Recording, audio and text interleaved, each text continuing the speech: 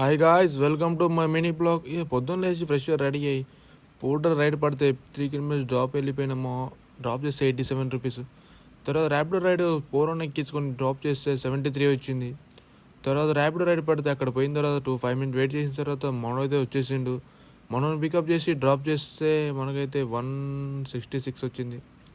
తర్వాత చక్క అయితే ఇంటికైతే వచ్చేసినాము. ఇంటికైతే వచ్చేసి రెస్ట్ తీసుకొని ఇక మళ్ళీ అయితే పోటర్ అయితే ఆన్ చేసిన.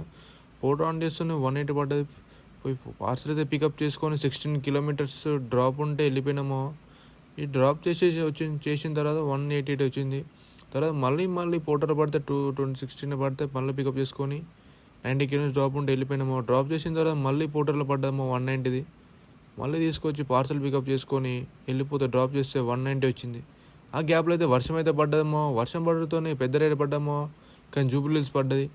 పార్సల్ అయితే పికప్ చేసుకొని డ్రాప్ చేసేసిన. ఈ అక్కడి నుంచి అయితే ఓలాలో అయితే ఇంటికి పడ్డామో. గ్యాప్లో అయితే 2 పంచర్లు అయితే పడ్డామో. ఓలా డ్రాప్ చేసి ఇంటికి అయితే వచ్చేసినాము.